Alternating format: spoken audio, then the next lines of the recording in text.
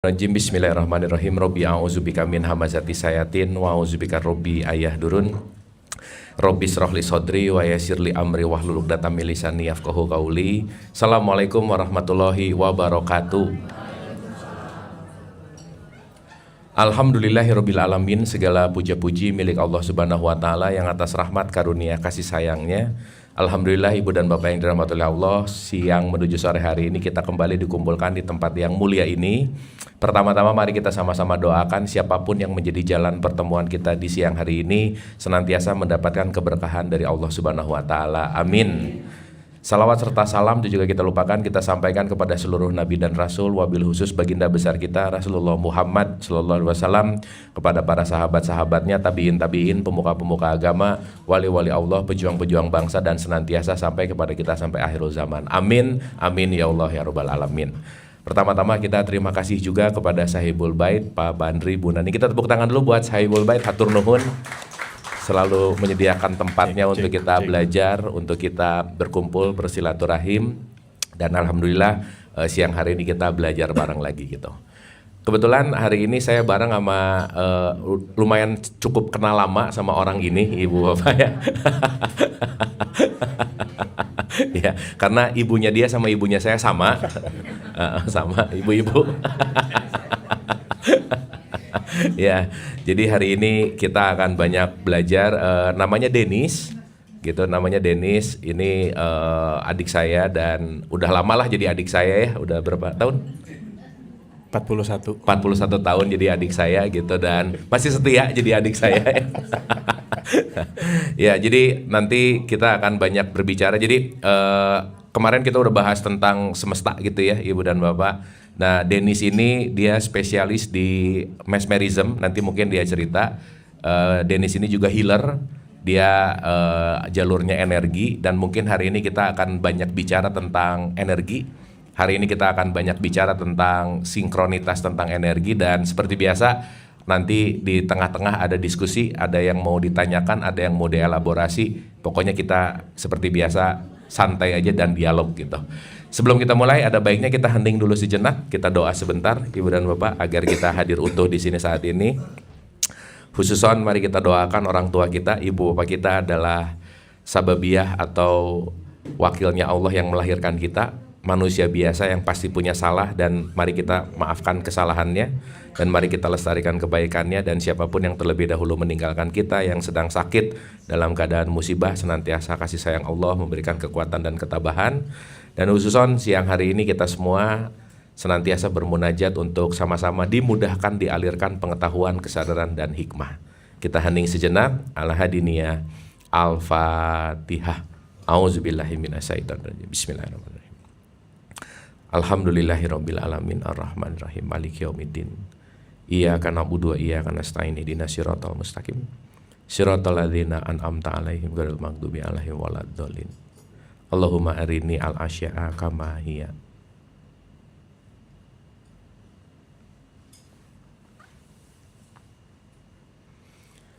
Amin, amin, amin ya Allah ya rabbal alamin. Terima kasih, dan mungkin opening sebentar, mungkin ada pemaparan dulu tentang memperkenalkan diri dulu boleh, terus kita bicara tentang basic-basic dari energi dulu, dan nanti kalau mau ada tanya jawab kita sangat open to discuss. Kita boleh tepuk tangan buat Denis. Silakan Pak Denis. Duduk aja kali ya. Duduk boleh, Okay. Berdiri boleh. Oke. Ya. Selamat sore Bapak Ibu sekalian. Salam sejahtera untuk kita semua. Terima kasih untuk kesempatan ini Ibu Nani, Kang Abu yang telah menciptakan kesempatan ini. Perkenalkan ulang, nama saya Denis. Saya adik kandungnya Kang Abu. Tapi kita beda aliran mungkin ya. Ya, beda. Tapi tujuannya sama sih. Ujungnya sama. Dia lebih nakal dari saya, Ibu Bapak. Oke. Mungkin kalau tadi Kang Abu sudah bercerita bahwa kesukaan saya atau saya tertarik kepada hal apa sih yang pada akhirnya mungkin bisa dikerucutkan ujung-ujungnya sama dengan apa yang mungkin Kang Abu sering sampaikan. Kalau saya, Bapak Ibu sekalian, saya itu lewat jalur keenergian. gitu, yang dimana sebetulnya mengawalinya itu sebabnya adalah dari pengalaman saya sendiri. Jadi boleh sih supaya kelihatan berdiri. berdiri ya, oke. Iya, nah. Oke. Jadi pada saat mengawali itu sebetulnya dari pengalaman saya sendiri. Karena apa? Menurut saya ketika berbicara dari pengalaman, maka dari sisi ceritanya, dari sisi maknanya itu lebih dapat. Menurut saya seperti itu. Jadi bukan katanya, tapi memang nyatanya apa yang saya alami pada saat itu. Itu. Jadi pada saat awal kenapa saya bisa ke ranah ini, mungkin nyambung sama tadi requestnya Ibu Naning ya, perihal kenapa sih orang itu sulit khusyuk ya Bu ya? Pertanyaannya mungkin saya akan kaitkan dengan dunia keenergian ini. Jadi mengawali dulu sekitar tahun 2015 ini saya bercerita dulu pengalaman yang mungkin dari pengalaman saya bisa ada wisdom yang ditangkap gitu ya oleh Bapak Ibu sekalian gitu. Saya 2015 mengawali dari mulai istilahnya kalau dulu saya tahunya hidup itu akan indah pada waktunya. Tapi pada saat tahun 2015 itu si indah saya tunggu nggak pernah datang ternyata. Jadi saya ganti pada saat itu. Ternyata hidup itu akan mentok pada waktunya Bapak Ibu.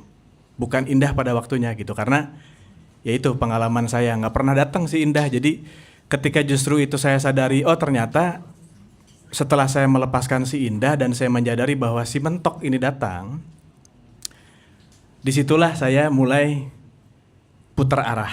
Karena mau gimana pun kalau sudah mentok dan dipaksain nabrak sebuah batasan dan tembok yang sama itu aja. Mau sekenceng apa, mau sekuat apapun, kalau kekuatan kita nggak ada, nggak akan pernah bisa roboh gitu loh. Jadi yang saya lakukan pada saat mengawali 2015, masuk ke dunia keenergian, sebelum ke dunia keenergian, saya lewat mentok, ketemulah dunia keenergian pada saat itu. Jadi mengawali dari ketika sudah mentok, saya balik arah, saya masuk momen berjeda pada saat itu. Masuk momen break pada saat itu. Istirahat dulu, jeda dulu, karena selama ini yang saya tahu apa-apa itu harus dikejar selalu Bapak Ibu. Dikejar, dipaksakan, dikejar, itu yang saya tahu. Dan itu pun saya tahu dari ajaran orang tua, dari ajaran lingkungan, dari guru pada saat itu. Yang dimana pokoknya dikejar. Nah ternyata pada saat proses mengejar lupa bahwa ada proses yang namanya jeda. Jadi lupa sama lelahnya. Seolah-olah mendorong diri ini untuk terus mengejar, tapi lupa sama jedanya gitu. Yang padahal secara sistematis tubuh manusia, Sang Pencipta tuh menciptakan kita, itu ada jeda di setiap nafas kita. Tarikan nafas, jeda sesaat, baru kita bisa buang. Jeda lagi sesaat, baru kita bisa narik. Ya, mau dikasih kondisi senikmat apapun, tapi kalau manusia cuma dikasih narik, selesai hidupnya, tidak akan bisa lanjut. Ataupun dikasih buang aja, itu selesai hidupnya, tidak akan bisa lanjut. Nah, di situ saya mulai mengamati, oh ternyata pentingnya sebuah jeda pada saat itu adalah justru untuk bisa melihat sebuah sudut pandang dari gambaran besar apa yang terjadi di hidup saya pada saat itu, ketika saya mentok. Ternyata pada saat saya mulai melihat dari sudut pandang, semua kehidupan yang saya jalani ternyata bukan kehidupan yang sesungguhnya saya butuhkan atau saya inginkan. Pada saat itu terus terang, Bapak Ibu sekalian, secara apapun terpenuhi, secara apapun mudah, secara apapun bisa diakses. Tapi ternyata pada saat sadar, intinya adalah ini kayaknya berangkatnya bukan dari yang saya butuhkan pada saat itu. Makanya saya ketemu momen mentok itu sendiri. Sebetulnya sebagai warning system dari semesta sebetulnya. Bahwa ketika mulai kejeduk, artinya semesta itu memberi tanda bahwa kita itu harus ngerem dulu. Harus jeda dulu gitu, harus harus break aja dulu. Nah ternyata dalam kondisi break pada saat itu, yang pertama saya rasakan adalah ternyata selama ini saya dalam kehidupan pada saat itu 2015, apapun yang menjadi hal yang salah, itu saya menyalahkan apapun yang ada di luar diri saya, Bapak Ibu. Jadi pokoknya saya gini karena si A, saya gini karena si B, saya gini karena si C, dan seterusnya. Nah itu yang saya maksud ketika saya jeda, saya jadi bisa menyimpulkan bahwa oh ternyata semua ini kesalahan yang di luar diri saya pada saat itu. Nah namun seiring berjalannya waktu, ketika saya menggunakan konsep tersebut, kenapa ya kok rasanya kayak nggak dapet gitu loh. Kayak nggak dapet. Jadi selalu dalam putaran atau pola kehidupan yang sama lagi gitu loh. Nah ternyata di situ saya mulai menyadari Bapak Ibu sekalian bahwa oh ternyata bukan yang di luar diri saya yang salah, tapi yang di dalam diri ini yang menarik apapun kejadian yang ada di luar diri kita gitu loh.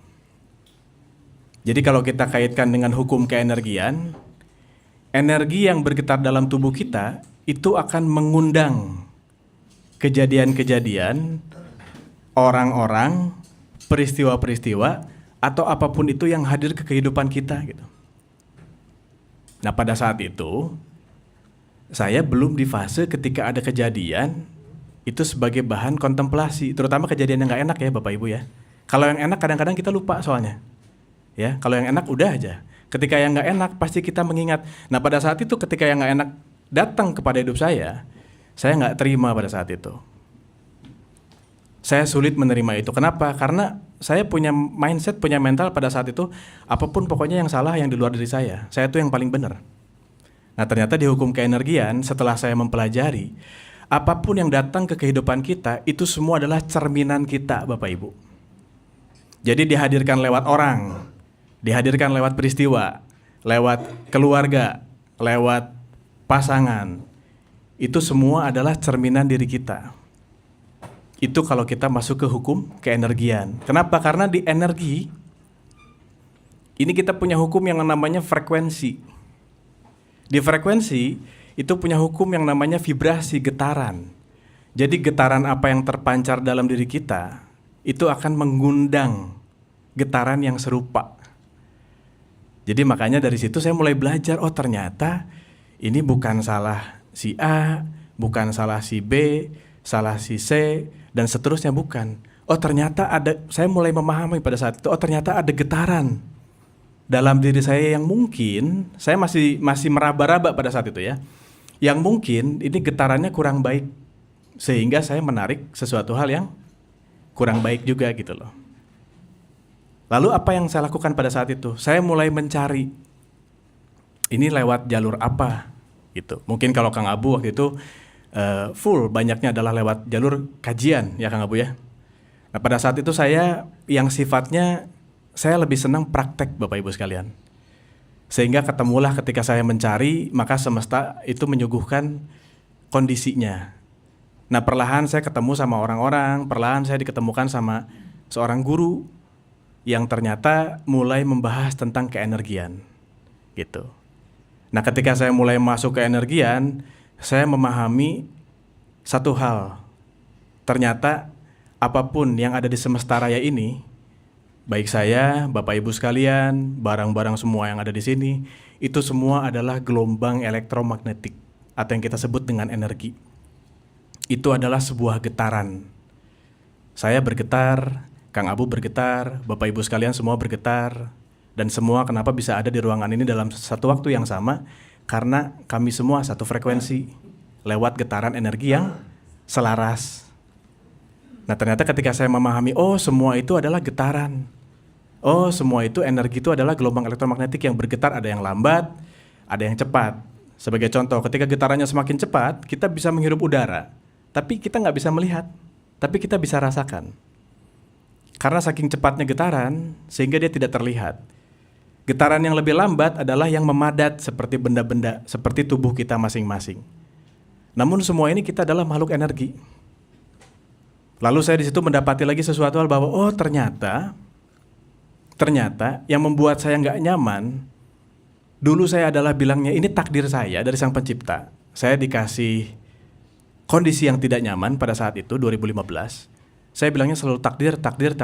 Ternyata ketika memahami ke ranah keenergian, ternyata takdir adalah percikan yang adil dari Sang Pencipta terhadap pembentukan semesta beserta isinya. Jadi semuanya dapat listrik yang sama, semuanya dapat percikan energi yang sama dari Sang Pencipta ketika lahir ke muka bumi ini, ketika terjadi alam semesta ini, ketika terjadi Big Bang teori ini. Nah, ketika percikan itu muncul dari yang sama, sumbernya adalah Sang Pencipta, lahirlah kita semua. Yang membedakan adalah nasib, Bapak Ibu sekalian, bukan takdirnya lagi. Tapi yang membedakan adalah nasib. Nasib setiap orang. Makanya ada si A nasibnya gimana, si B nasibnya gimana, si C nasibnya gimana, si D nasibnya gimana, dan seterusnya. Nah, ternyata saya pelajari, Bapak Ibu sekalian, pada saat itu, kenapa nasib orang itu bisa berbeda-beda. Ternyata intinya adalah gimana energi yang ada di dalamnya. Gimana energi yang selama ini diolahnya. Gimana energi yang selama ini diarahkannya. Karena apa? Karena sejak kita ada di usia kandungan seorang ibu, sejak saat itu energi sudah terjadi. Sejak ada di janin tuh energi sudah terjadi. Nah, selama itu di usia kandungan, energinya terisi oleh apa, oleh data apa, oleh informasi apa, oleh kebiasaan apa, itulah yang membentuk si nasib itu sendiri, Bapak Ibu sekalian. Gitu, sebagai contoh ya, ini saya sering bahas dan ternyata real. Saya punya klien dan punya mengalami hal yang sesuai, yang kadang-kadang saya ceritakan itu sebagai candaan gitu ya. Saya punya klien yang dari kecil itu taunya Indomie yang paling enak itu masakan mamanya. Jadi ketika dia jalan-jalan, Bapak Ibu sekalian, kemana-mana, mau yang mahal sekalipun, dia nggak bisa bilang itu enak. Dia selalu nge-switch, dia selalu langsung compare kepada, yang saya tahu, yang bikinan ibu saya, yang paling enak. Nah, kenapa bisa seperti itu? Artinya energi murni si anak itu sudah terisi data yang menjadi energi tempelan yang baru dari orang tua, dari leluhur kita. Nah, ketika dia taunya yang paling enak itu adalah yang bikinan mamanya, mau sekalipun belinya di Paris, mau sekalipun dibelinya di mana, semua tuh nggak ada yang enak gitu loh. Selalu ngebandinginnya ke situ. Nah, ini baru cerita tentang makanan, Bapak Ibu. Gimana kalau tentang data yang error? Kayak sebagai contoh. Nah, nanti kamu kalau sudah besar, kamu akan tahu sulitnya kehidupan. Nah, nanti kamu kalau sudah besar, apalagi sudah menikah, kamu akan tahu kerasnya kehidupan. Dua hal ini aja yang paling umum terjadi. Itu yang akan menjadi basic ketika si anak mendapatkan informasi tersebut. Jadi nggak heran ketika nanti tumbuh dewasa, ketemu kehidupan, ketemu pernikahan, itu nggak bahagia, Bapak Ibu sekalian. Kenapa?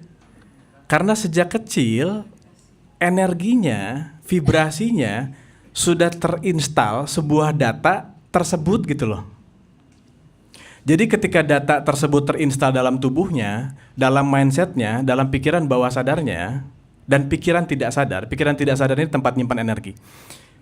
Itu dia tersimpan, namun dia tidak tertidur.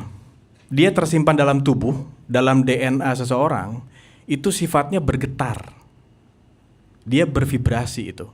Nah, ketika dia bergetar, getaran ini kemana? Getaran ini terbangnya ke semesta, Bapak Ibu sekalian. Jadi ketika suatu hari saya mau nyari pasangan, si getarannya yang nyari.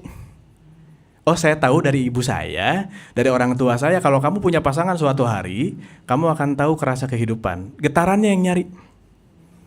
Makanya mau sebaik apapun dicari, mau sudah dipilih, sudah disortir, pokoknya udah, oh ini pokoknya ini kayaknya yang paling baik, ini kayak yang paling. Pada saat terjadi, mohon maaf nih, 80% isinya masalah, masalah dan masalah. Bahasanya apa? Padahal saya nyari udah beneran pakai mata kepala. Padahal saya nyari beneran udah pakai seolah-olah kesadaran saya gitu, bahwa ini tuh yang terbaik gitu. Tapi kenapa kok yang narik atau yang ketarik ke kehidupan saya, ini justru malah yang saya tidak inginkan gitu. Malah jauh dari yang saya inginkan, jauh dari yang saya butuhkan. Nah, karena yang narik ini segetaran itu sendiri Bapak Ibu sekalian. Yang dimana ketika data error atau getaran ini kita nggak ganti, selamanya dia akan menarik getaran yang sama gitu. Apapun, kalau getarannya A, ya dia akan selalu menarik A dimanapun, baik di pekerjaan, baik di percintaan, baik di pertemanan, sosial dan seterusnya. Itu yang kita sebut dengan kok saya ketemunya gini lagi ya. Itu yang kita sebut dengan pola berulang. Pola berulang. Jadi bahasanya gimana sih caranya supaya tidak terjadi lagi ke kehidupan kita? Ya kita nge-break pola karma tersebut bahasanya. Apa yang telah terlungsurkan atau bahkan dilungsurkan lewat orang tua kita. Namun disclaimer, kita nggak bisa nyalain orang tua kita. Kenapa? Karena pada saat orang tua kita menciptakan kita semua, pun mungkin dalam kondisi yang kebelum pahaman tentang hal ini gitu loh. Jadi taunya hidup, bertumbuh, berpasangan, menikah, punya anak, punya cucu dan seterusnya. Lupa tidak hanya tentang paras yang ganteng atau wajah yang cantik aja yang diturunkan kepada anak. Tapi ternyata data karma itu semua turun di DNA si anak. Dan mereka itu semua bergetar di sana. Menjadilah si belief.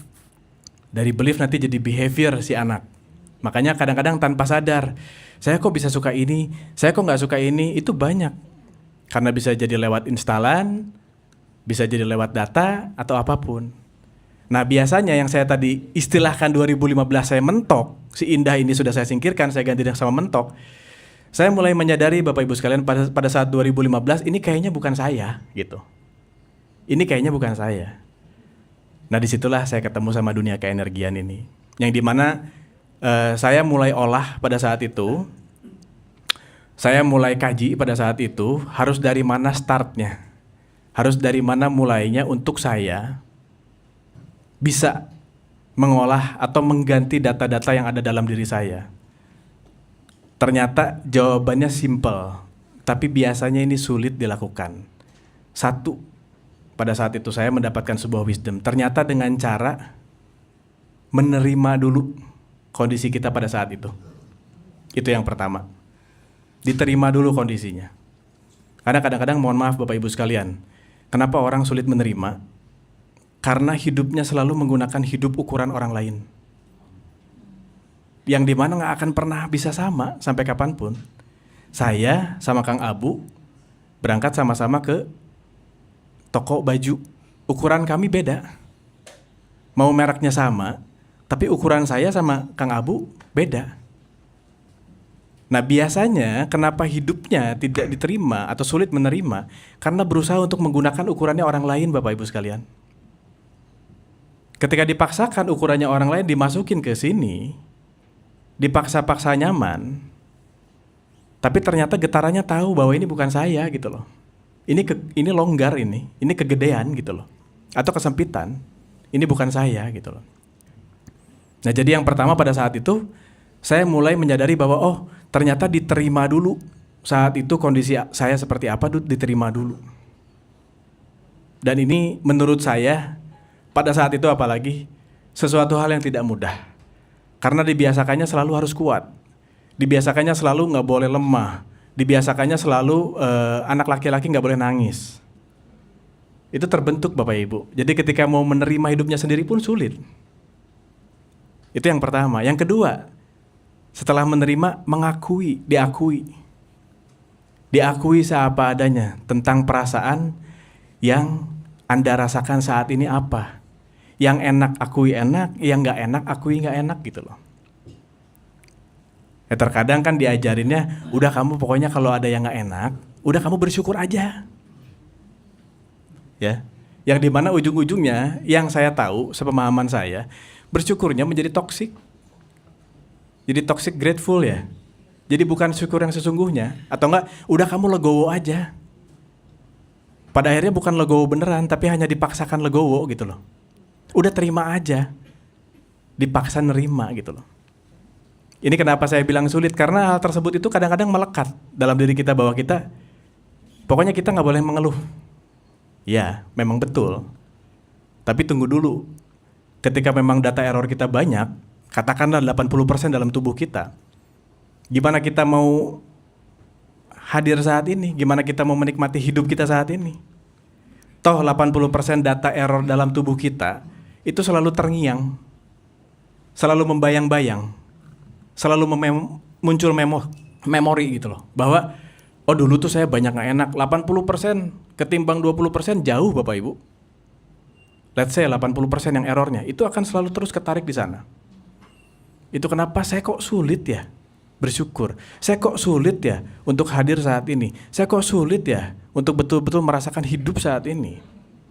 Ya karena datanya mesti dibersihkan dulu. Simpelnya kurang lebih seperti itu. Gitu ya. Nah pada saat itu karena diajarkannya udah, nah kalau kamu lagi nggak enak kamu bersyukur aja. Bahkan mohon maaf, ini banyak kejadian dan mungkin silakan ketika ada wisdomnya ditangkap di sini. Zaman dulu sering sekali mengalami bahwa ketika si anak misalkan sulit makan, pada saat dia makan, kamu makannya harus habis. Tuh lihat orang di luar sana belum tentu bisa makan. Jadi mohon maaf nih, bersyukurnya dengan cara membandingkan rezekinya orang gitu loh. Lalu kapan bersyukur saat ininya gitu? Tidak akan pernah ada, tidak akan pernah terjadi. Dan itu akan terbiasa. Lama-lama membentuk pola apa? Ketika saya bisa apa, bisa saya hanya untuk orang lain. Ketika saya punya apa yang saya punya hanya untuk diperlihatkan sama orang lain. Dan seterusnya. Dan itu yang saya sebut dengan energi bocor Bapak Ibu sekalian. Tanpa terasa biasanya. Kita hidup, kita jalanin, kita rasakan apa yang kita miliki saat ini. Tapi kenapa ya kok tenangnya gak dapet, kebahagiaannya gak dapet? Ya karena selalu punya mindset ini Bapak Ibu sekalian, bahwa apa yang saya punya ini hanya untuk biar terlihat, hanya untuk terlihat, hanya untuk terlihat. Gitu loh. Nah ketika ini terjadi, ya dia gak pernah jadi dirinya sendiri berarti. Dia selalu jadi ukurannya orang lain gitu loh. Makanya saya bilang tadi ini sulit. Ini gak mudah memang prosesnya.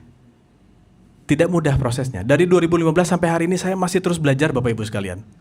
Masih terus mengolah, masih terus menjaga. Kenapa? Karena pada saat orang sudah rasa dirinya sudah di titik yang dia tempuh, itu langkah selanjutnya apa? Dia menjaga. Nah menjaganya ini yang sulit. Menjaganya ini yang sulit. Kayak contoh, kalau orang udah berangkat nge-gym, dia sudah membentuk muscle memory, gimana cara menjaga masa ototnya? Ya dia harus nge-gym terus. Nggak bisa dipikiran nge-gymnya Bu. Ngebayangin nge-gym gitu, nggak bisa. Tetap harus ada actionnya. Tetap harus ada aksinya gitu. Nah ketika aksi ini kita lakukan, itu sebetulnya salah satu kontrol diri untuk mawas aja, untuk sadar bahwa oh apa yang saya telah lakukan dan itu bermanfaat buat saya, ya saya lanjutkan gitu. Saya teruskan. Gak bisa kalau gak diterusin gitu. Kenapa? Ya karena apapun yang Anda pilih, Bapak Ibu sekalian, apapun pilihannya, itu semua cuma satu. Ujung-ujungnya adalah konsekuensi. Gak ada lagi. Nah kadang-kadang konsekuensi ini dihilangkan, diganti takdir gitu loh. Yang dimana kalau ngobrolnya sama Sang Pencipta langsung, salah gua apa? Salah saya apa? Kata Sang Pencipta. Saya tuh cuma nyiptain, nih dapat percikan yang sama energi nih. Sok, pilih sendiri-sendiri. Nah di situ ada apa? Di situ ada konsekuensi, di situ ada karma, di situ ada sebab akibat, di situ ada hukum tabur tuai. Nah kadang-kadang orang hanya senang naburnya, tapi pas nuainya nggak suka.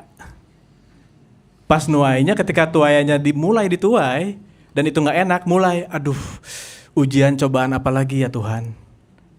Padahal yang dibikin sama sendirinya gitu loh. Dapat ya? Jadi menerima, mengakui ini memang butuh latihan. Terus terang, kalau di saya pengalaman pribadi memang gak bisa langsung.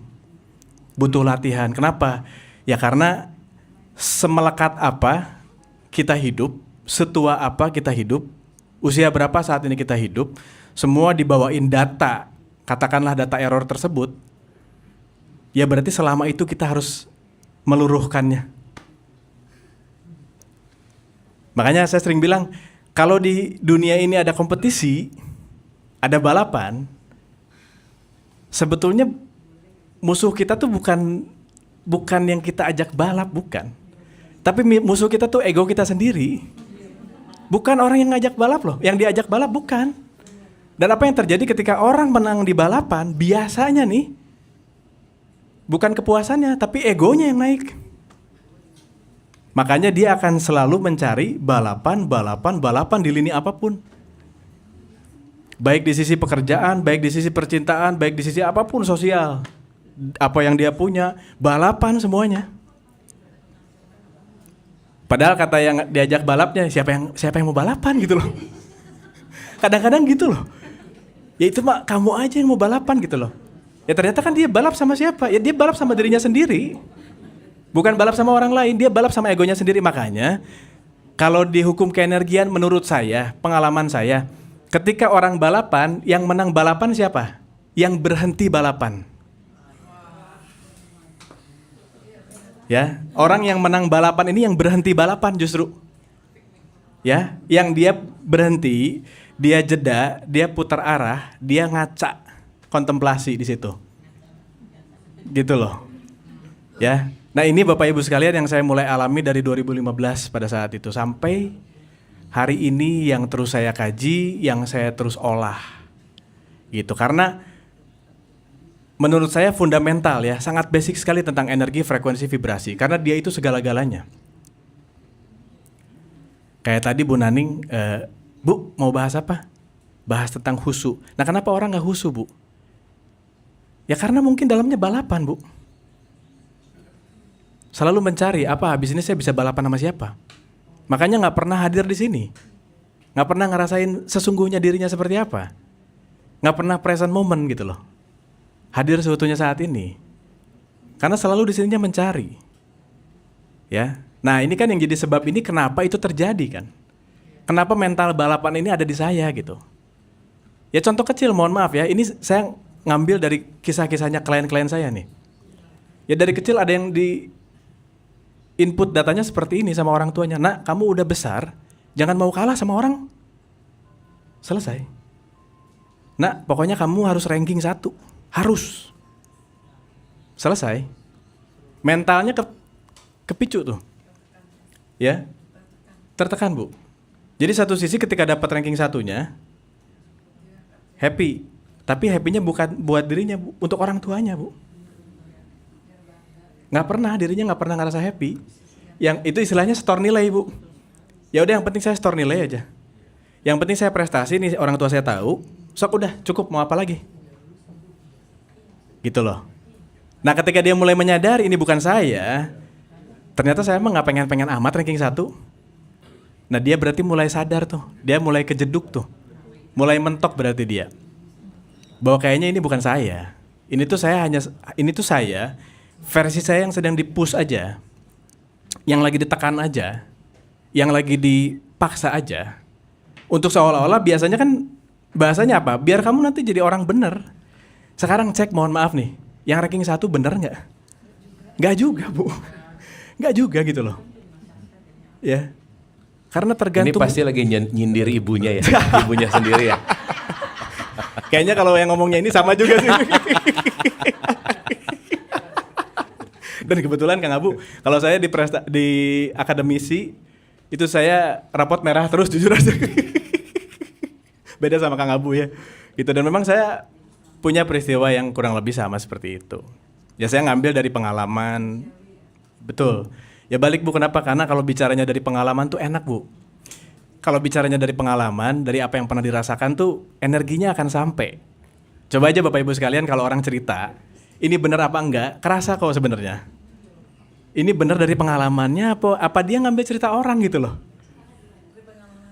Nah, ketika dari pengalamannya, itu tuh energinya tuh nyampe dapet dek gitu. Bahkan biasanya nyampe ke sini nih.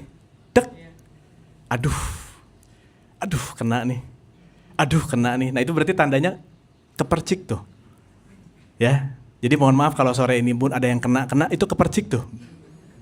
Kepercik itu, Pak. Kena berarti. Berarti rongga ruangannya kebuka itu. Bahwa oh bener. Nah makanya kan saya tadi bilang, mengakui benarnya ini kan sulit. Ketika oh iya benar, oh enggak, saya emang gak gitu. Balik lagi tuh ke settingan awal. Settingan yang disetting oleh orang tuanya bahwa kamu gak boleh lemah. Kamu gak boleh nangis. Kamu gak boleh kalah. Pokoknya kamu harus, isinya harus semua. Gitu, harus semua isinya Pak. Makanya menurut saya orang itu semua akan ada limitnya masing-masing. Gitu, sama kayak plafon ya, kartu kredit ada limitnya masing-masing gitu loh. Dan setiap orang beda-beda, nggak pernah ada yang sama angkanya. Tergantung mau dipakainya sebanyak apa dan mentoknya di mana gitu. Makin banyak yang harus dibayar. Gitu loh. Makin banyak dipakai yang makin banyak yang harus dibayar gitu loh. Sama kayak gitu. Gitu ya. Jadi kalau bicara energi, saya mengawalinya dari itu bahwa oh ternyata siklus energi dalam tubuh ini tergantung apa yang pertama kita dapatkan. Apa yang terinstal. Itu yang sangat mempengaruhi vibrasi dalam tubuh kita. Tentunya tadi yang Ibu Naning tanyakan itu juga ngaruh kepada tentang kehusuan. Mungkin saya bahas sudut pandang husunya bukan hanya di ibadah, Bu. Tapi justru di setiap saat. Karena sebetulnya kan khusu ini kan, ya kalau di Muslim itu diciptakan 5 kali sehari dalam satu waktu. Itu kan untuk 5 kali latihan sebetulnya. Untuk 5 kali present gitu. Makanya kalau sampai udah 5 kali sehari, terus sampai sekarang kalau dilakukan setiap hari, ya keterlaluan kalau belum hadir seutuhnya gitu loh Mbak. Ya, kurang lebih seperti itu. Udah 5 kali sehari loh, udah banyak banget itu dikasihnya. Ya. Nah makanya, ini mohon maaf ya, makanya ketika ada ritual itu, ya menurut saya tidak hanya berhenti sampai di ritual gitu loh. Kalau kita bicara sholat gitu, tidak hanya berhenti sampai di ritual. Namun ritual nanti akan membuka gerbang spiritualnya gitu loh setelah itu. Makanya dapat pemaknaan tentang husuknya ketika dia sudah membuka si gerbang spiritualnya itu sendiri. Karena ritual memudah, Bapak Ibu. Gampang ritual itu. Sangat gampang. Gampang sekali. Ya kayak olahraga aja gitu. Tapi spiritualnya dapat nggak gitu? Karena ritual dan spiritual kan 2 hal yang berbeda. Namun mereka itu bisa berada dalam satu wadah yang sama. Gitu. Jadi kalau kita bicara husuk, ya kemungkinan besar Bu, mohon maaf ketika kenapa husu ini kok tidak terakses dalam hidup saya. Ya bisa jadi ketika katakanlah tadi 70-80% datanya isinya error. Ya sulit untuk husu Bu. Karena pasti akan selalu kemana-mana. Akan selalu kepanggil-panggil terus gitu. Akan selalu ketarik-tarik terus. Kemana? Ya ke angka yang 70-80% ini. Nah tugas kita menurut saya kan menyadari. Selama ini dari 100% itu kita yang tahu ukurannya pada akhirnya. Dalam tubuh kita ini dominan apa? Gitu. Dalam tubuh kita ini dominannya luka atau suka gitu loh. Nah ketika dominannya luka, ya dia akan menghambat terhadap apa yang kita suka. Jadi makanya orang mau sengejar apapun dengan apa yang dia suka, tapi nggak dapat, ya karena bentengnya si luka ini sendiri gitu loh. Makanya banyak kejadian, harus ngapain, harus gimana, itu dibersihin lukanya, tanda petik keajaibannya muncul dengan sendirinya. Yang dimana biasanya mindset lagi nih Bapak Ibu sekalian. Dulu itu keajaiban itu ditunggu. Ketika orang punya masalah, satu yang ditunggu, keajaiban. Nah di dunia keenergian, keajaiban itu bukan ditunggu, keajaiban itu diciptakan. Lewat apa? Lewat latihan. Lewat apa yang nanti akan kita latih. Masalah memori apa yang akan kita bangun. Apa yang akan kita kaji. Apa yang akan kita gali. Sesuatu hal yang mungkin selama ini adalah menjadi luka kita. setelah lukanya mulai perlahan pulih, nah di situ baru si keajaiban tanda petik itu akan terakses dengan sendirinya. Makanya nggak sedikit yang setelah tanda petik saya menggunakan katanya bersih-bersih ya, bersih-bersih, itu tiba-tiba A, tiba-tiba B, tiba-tiba C, dan seterusnya. Itu secepat itu. Itu ya, ini bukan tentang magis, bukan tentang apa-apa, bukan. Tapi memang sistem kerja semesta ini seperti itu. Makanya diciptakan karma, ini sebetulnya bukan hukuman, tapi keseimbangan. Karena Bapak Ibu kalau nggak ada karma, nggak ada sebab akibat, kacau kehidupan ini. Tidak akan ada keseimbangan. Ya yang dimana titik seimbang ini kan, ibarat kata kalau air mengalir, dia itu akan masuk ke ranah keseimbangan tuh ada di mana gitu loh. Dan dia akan diam di situ. Dia akan ngalir dengan sendirinya gitu loh. Ngalir kemana? Ngalir ke dalam titik seimbangnya gitu loh. Nah sebetulnya sama dengan manusia, dengan kehidupan ini gitu. Ini sepengalaman saya seperti itu. Mungkin kurang lebih seperti itu, Bapak Ibu sekalian, bahasan sore ini nanti bisa diperdalam mungkin kapan-kapan Kang Abu ya. Mohon maaf jika ada salah kata. Sekian dari saya, terima kasih. Assalamualaikum warahmatullahi wabarakatuh. Waalaikumsalam. Kita boleh tepuk tangan. Saya baru menyadari adik saya pinter juga ya, lumayan lah ya. Oke, mungkin satu nih, karena tadi ngomongin global energi gitu ya, dikit aja karena mungkin kita akan mendalami sedikit juga tentang konteks itu. Apa sih kaitannya antara energi dan kesehatan? Kenapa orang bisa sakit, baik itu fisik maupun mental? Itu ada bagian dari energinya apa yang harus diberesin. Dan kalau tadi Dennis bicara bahwa kita semua ini udah ke program sama energi, udah program, terus gimana nih keluar dari program lama supaya kita jadi lebih membaik gitu. Jadi intinya bagaimana energi kepada kesehatan dan kita lepas dari program lama gitu. Silakan. Oke, ya terima kasih Kang Abu. Jadi ketika energi disangkut pautkan dengan kesehatan. Ya mungkin Unis bisa cerita juga tentang sebagai healer gitu. Ya, nah, oke. Mungkin itu. Jadi ketika kita meyakini, yang saya yakini, yang saya tahu, tubuh kita ini kan tubuh energi Bapak Ibu sekalian. Dan dia itu bersiklus, dia itu bergerak seperti lalu lintas. Jadi jalan dia, ada jalan rayanya. Nah, yang disebut dengan definisi ketika tubuh fisik tidak sehat, sakit, dan seterusnya, itu ibaratnya kayak ada mobil transportasi umum tiba-tiba ngetem. Nah, pada saat dia ngetem, otomatis macet ke belakang. Nah, ketika macet, sirkulasi energi dalam tubuh pun akan ikut macet. Nah, ketika dia macet, sumbatan-sumbatan itu mulai terjadi, Bapak Ibu sekalian. Gitu, makanya ketika siklus energi dalam tubuh kita tidak dibenahi dan dia banyak tanda petik ya, angkutan umumnya, ya maka akan mempengaruhi pikiran, perasaan, tubuh fisik. Makanya ada istilahnya bahwa ketika sakit itu yang pertama adalah sakit energi dulu.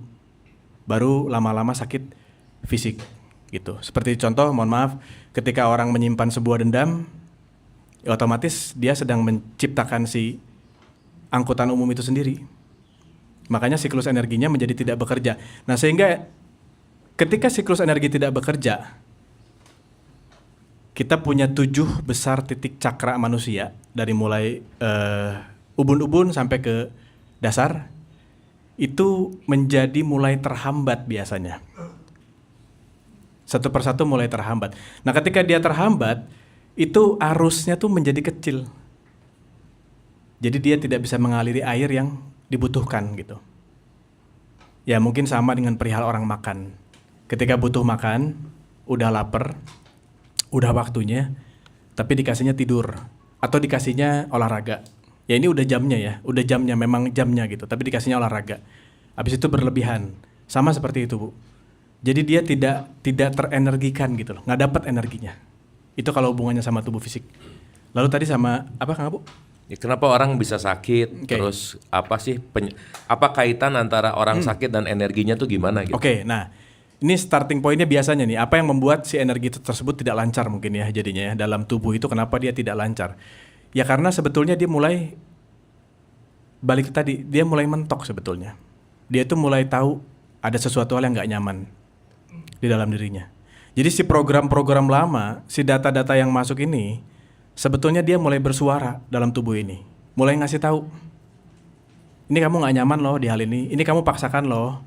Ini kamu sebenarnya bukan kamu loh, gitu loh. Nah ketika dia nggak nyaman, udah otomatis sih angkutan umumnya sedang dibuat, gitu loh. Sedang diciptakan sendiri. Makanya tadi kalau Kang Abu nanya, gimana caranya nih ketika data-data ini sudah ada dalam diri kita, gimana cara mengurainya? Yang pertama tadi, kita mulai menerima dulu kondisi saat itu. Itu yang pertama. Yang kedua, mengakui perasaan apa yang saat itu memang nggak nyaman, ya nggak nyaman aja.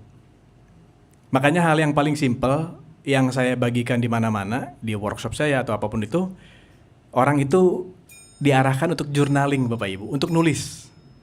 Kalau zaman dulu tuh ada juga ya yang bikin diary itu ya. Nah, itu tuh sebetulnya bagian dari merilis. Bagian sedang menuangkan sebetulnya, menuangkan emosi negatif sebetulnya. Gitu. Cuman makin ke sini itu makin dicermati polanya, makin dibikin apa ya istilahnya, akurasinya lah, dibawa ke arah yang lebih tepat. Yang mungkin dulu ketika orang melakukan itu tuh campur aduk isinya. Jadi happy nggak happy-nya semua ditulis. Nah makin kesini kan jadi makin diperjelas gitu bahwa oh coba fokus dulu sama yang nggak enak. Nanti ketika yang nggak enaknya udah ditulis, sudah terilis, nanti perlahan kok pikiran saya jadi enteng, kok tubuh saya jadi mulai enak.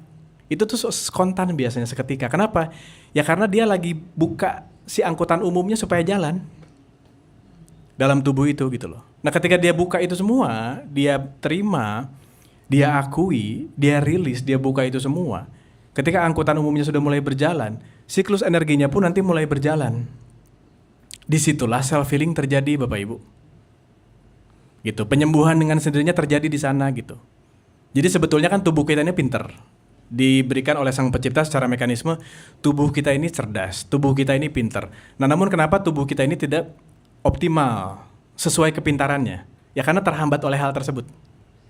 Jadi harusnya dia kerja, bisa menyembuhkan dirinya sendiri, tapi karena luka, karena hambatan-hambatan tersebut, dia bekerjanya jadi lambat gitu. Bukan tidak bekerja, tapi bekerjanya jadi lambat. Makanya perhatikan self-healing seseorang itu beda-beda, betul nggak? Ada yang cepat, ada yang agak lambat, dan seterusnya. Ya nggak apa-apa juga sih ya, tapi itu kan bisa jadi bahan kontemplasi.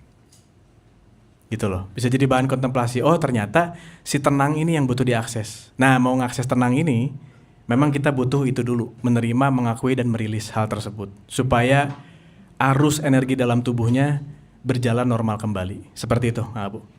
Oke, terima kasih. Kita tepuk tangan sekali lagi. Oke, masih ada banyak hal yang bisa didiskusikan, tapi kita lempar dulu pertanyaan. Silakan Ibu dan Bapak kalau ada pertanyaan atau ada sesuatu yang mau dielaborasi. Mangga Ibu. Saya mau tanya bedanya takdir dan nasib. Oke. Cek. Bedanya takdir dan nasib. Ya. Ada lagi Ibu Bapak? Silakan Mas Arif. Oh, Bapak dulu. Terima kasih.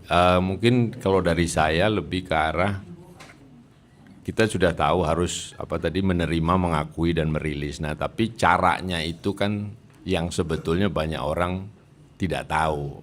Kita bicara energi ya paham, tapi bagaimana menggunakan, mengutilize energi itu sendiri, apa yang harus kita lakukan gitu, apa kita cermati. Terima kasih. Oke. How to-nya gitu ya. Mas Haryo, silakan. Biar kedengaran. Ya selamat siang, kalau dari saya sih lebih pertanyaan ke yang tadi Kang, bagaimana menganalisa dan kita bisa tahu angkot-angkot tadi tuh yang ngetem, apa yang bisa dikategorikan sebagai angkot-angkot tersebut. Oke. Wah menarik nih ya. Nih kayaknya ada angkot takdir. Nyambung semuanya. Ya, tadi bicara tentang takdir dan nasib, Oke. gimana caranya dan tahu si yang nggak beresnya tuh seperti apa gitu. Gimana? Oke. Mungkin begini Bu, kalau pandangan saya. Takdir itu balik kalau tadi ke hukum keenergian. Takdir itu adalah Sang Pencipta adil menciptakan semuanya, itu adalah sebagai tanda petik energi. Itu takdir Bu. Jadi tubuh saya ada energi, tubuh Ibu ada energi, tubuh Bapak Ibu sekalian semua energi. Nah, si nasib ini bawa energinya kemana Bu? Itu. Terserah kita Bu. Dan ketika terserah kita, itu pun ada konsekuensinya Bu. Nah jadi kadang-kadang tadi yang saya jelaskan, ketika orang melakukan sesuatu, lalu dia ketemu sama, ketika dia melakukan sesuatu kan dia sedang menciptakan sebab. Lalu dia menuai akibat nanti kan. Nah ketika akibat yang dia tuai dia nggak suka, nah kadang-kadang dia bawa takdir Bu. Oh ini takdir nih, saya dikasih cobaan. Padahal bukan Bu. Padahal itu nasib yang dia ciptakan sendiri Bu. Bukan takdir Bu. Takdir itu matahari panas itu takdir. Bulan dingin itu takdir. Perempuan, laki-laki seperti apa itu takdir. Namun isi yang di dalam mekanisme energinya, nasib, itu semua gimana kita ngolahnya Bu. Gimana kita bawanya. Dan akan kemana kita mengarahkannya. Nah itu yang kita sebut dengan sebisa nasib. Sebisa mungkin ketika membawa itu semua menggunakan kesadaran Bu. Itu maksudnya. Makanya ada kesadaran itu untuk itu sebetulnya. Gitu ya. Nah nyambung ke Bapak ya. Sudah cukup jelas Bu ya? Oke. Mungkin tadi how to ya Pak ya? Oke. Ini mungkin saya akan dari sudut pandang saya Pak ya. Pribadi gitu. Simpel sebetulnya Pak ketika how to-nya dari mana. Yang pertama mau. Yang kedua jujur Pak. Itu aja Pak. Ini tuh yang sulit sebetulnya Pak. Mengawali ini yang sulit Pak. Jujur. Itu Pak. Apapun. Jujur terhadap siapa? Dirinya Terhadap diri sendiri Pak. Terhadap diri sendiri. Apapun. Apapun Pak. Tentang perasaan yang sebetulnya saya nggak suka ya. Saya nggak suka. Jujur sama perasaannya Pak. Nah selama ini kenapa dia seolah menjadi sesuatu hal yang nggak kenapa-kenapa, itu karena bukan nggak kenapa-kenapa Pak, tapi karena terbiasa. Karena terbiasa untuk mengcover itu, karena terbiasa untuk tidak jujur terhadap perasaan itu. Lama-lama kebentuk Pak. biasanya orang jujur terhadap dirinya, tapi terhadap orang lain dia tidak akan jujur. Kita di Nah, dalam hati tahu ini yang memang salah saya, salah ini, tapi oke. kita selalu menutupi terhadap pandangan orang lain. Orang lain. Jadi kalau jujur terhadap diri sendiri mestinya mudah. Iya. Tapi jujur terhadap orang lain yang susah. Iya, nah ini Pak. Sebetulnya kan gini Pak, ketika kita, katakanlah kita berbohong sama orang Pak. Itu bukan kita berbohong sama orang itu Pak. Tapi kita lagi ngebohongin diri kita sendiri sebetulnya Pak. Esensinya di situ. Jadi selalu apapun itu kembalinya ke kita Pak. Kita bohongnya sama si A nih. Si A udah pasti kebohongin Pak. Tapi bukan dia sebetulnya Pak esensinya yang kebohongin. Ya dia udah pasti. Tapi diri kita sendiri sebetulnya Pak. Nah makanya kalau di saya istilahnya sama orang lain aja bohong. Apalagi sama diri sendiri Pak gitu. Selesai gitu loh. Jadi kalau di saya yang pertama itu jujur, mau. Yang kedua itu latihan mulai jujur Pak. Sama perasaan apapun. Karena gini Pak. Ketika kita mulai jujur. Ketika kita mulai tanda petik bersih-bersih. Itu nanti biasanya terjadi yang namanya seleksi energi Pak. Seleksi alam. Contoh Pak. Dulu di lingkungan saya ini. Itu lingkungan berbohong semua. Nah ketika saya masuk kontemplasi. Nanti setelah dia energinya naik Pak. Gelasnya mulai kosong. Itu akan narik lingkungan yang beda Pak. Seleksi alamnya itu akan terjadi Pak. Contoh ada yang nyata Pak. Barusan ada yang cerita. Ada yang asli jadi palsu, palsu jadi asli Pak. Setelah bersih-bersih. Itu nyata Pak. Dan pasti kaget, betul nggak? Kenapa gitu? Ya karena gelombang radio kita udah ganti Pak. Sama kayak ibarat gini Pak. Kalau dulu kita pakai gelombang radio 100 nih, kita dengerinnya musik rock Pak. Itu pasti peminat yang datang itu dengan segala macam kostum dan dandanan yang rocker lah gitu Pak. Tapi ketika kita bersih-bersih ternyata kita naik 130 Pak. Itu musiknya jazz. Yang datangnya beda lagi Pak. Pakai jazz, wangi, rapi. Ya mungkin ada juga yang peminat musik rock datang ke sana juga. Tapi dia bisa menempatkan diri gitu loh. Datang ke konser musik rock sama ke tempat jazz ini seperti apa gitu. Memantaskan dirinya tuh harus bagaimana gitu loh. Gitu Pak. Jadi makanya kalau tadi perihal jujur, ketika kita sudah mulai melakukan itu Pak, biasanya orang itu mulai mengalami keanehan Pak, tanda petik dalam hidupnya. Kok teman-teman saya lama menjauh? Kok saya tiba-tiba disuguhkan sama lingkungan yang baru? Nah itu kita bicaranya sudah masuk level frekuensi Pak. Ketika energi kita ganti, frekuensi kita akan menyesuaikan. Kenapa? Karena energi yang sudah berubah akan memvibrasikan sesuatu hal yang berubah juga, Pak. Gitu.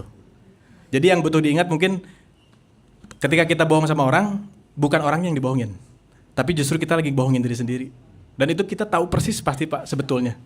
Dan itu nggak enak sebetulnya, gitu loh. Itu, Pak. Dan itu yang start diakui, Pak. Oh, saya nggak enak ya, saya ngebohong nggak enak.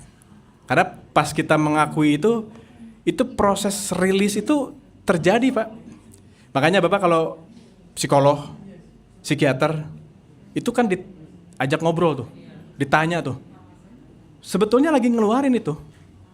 Supaya kamu apa sih perasaannya gitu. Atau dunia hipnoterapi, diakses dulu pikiran bawah sadarnya, masuk kondisi trans, ditanya yang aslinya di pikiran bawah sadarnya. Supaya yang jujurnya keluar gitu loh. Ketika jujurnya keluar, plong dia. Nah ketika udah mulai plong, angkotnya jalan, Pak. Angkutan umumnya jalan gitu loh. Kurang lebih seperti itu, Pak. Dapat ya, Pak ya? Ya agak susah. Agak suka. Paham saya, Pak, paham. Soalnya baru pertemuan satu, Pak. Lingkungannya beda. Dan pertanyaan Bapak nyambung sama pertanyaannya Mas Aryo. ya Mas Aryo bahwa apa tadi?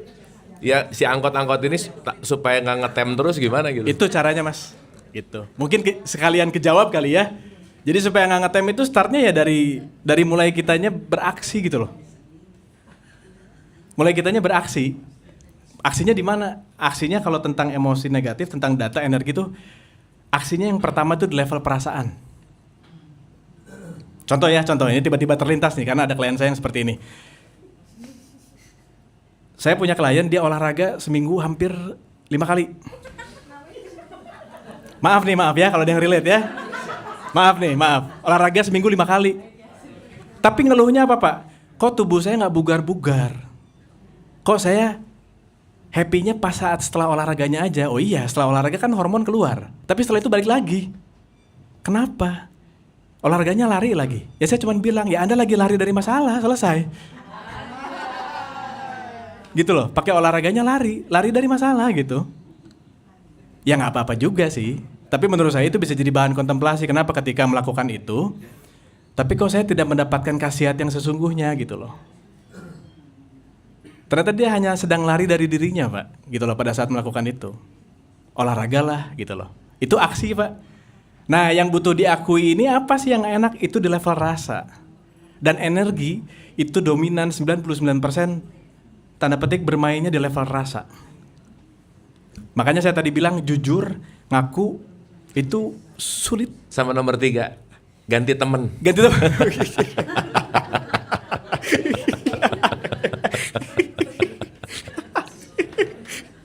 Ganti teman bro ya. Gitu ya.